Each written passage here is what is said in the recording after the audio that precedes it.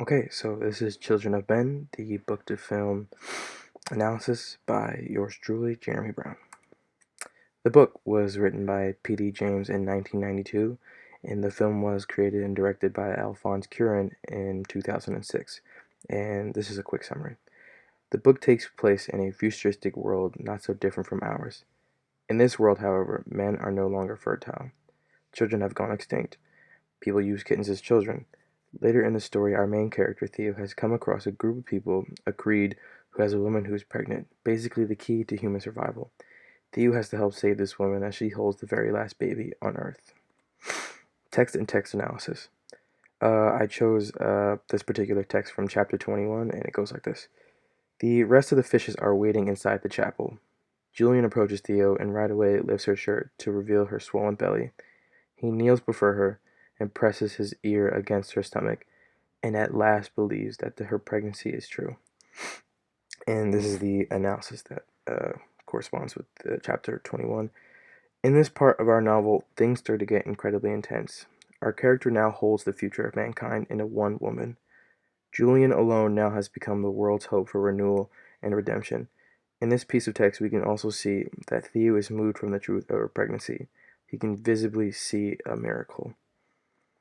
Okay, so this is the scene that corresponds with that text, and things are a little bit different, but let's take a look.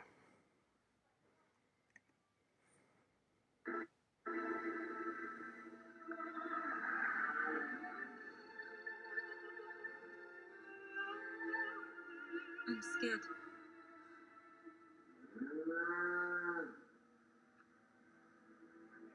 Please help me.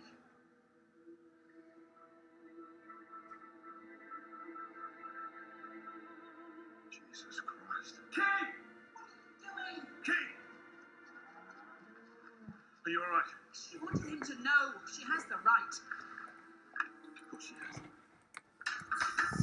When you're ready, come inside. Everybody's arrived. She's pregnant.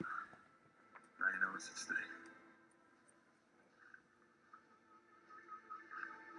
She's pregnant. Yeah, I know. It's a miracle, isn't it?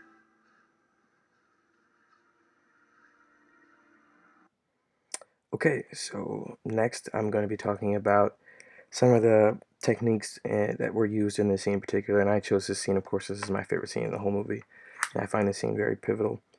Excuse me. So the first thing I like to mention is the use of the 45-degree light, and this is an angle. Oh, this light is used at an angle and can be used from either side, and this allows more shadows to come in, and you can see that really well here and a little bit here, and this is where most of the nose and face is covered, but not completely, just along the nose edges here, and like it is how it is here.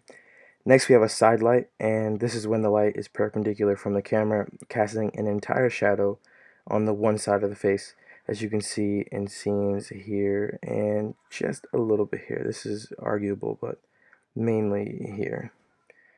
And another way that we can see light being used is the technique edge light. And this is where an edge is illuminated, keeping the shadow side of the actor facing the camera like we see here and here. Basically, you can see her edges, you can see his edges, because the light is in front of her. And also, I would like to mention the use of the type of shots used. So I would also say that these were mid shots. This is a mid shot, but I would argue that these are long shots right here, especially this one. This one can be argued, and I was myself a bit confused on what type of shot this was, but I would definitely agree that this is a long shot. Definitely because of all the details that you can see here and how far apart they are. Okay, so next is the relationship and translation. The Children of Men book and film are very different in their own ways, as you guys can clearly see, but the overall story and traits are the same.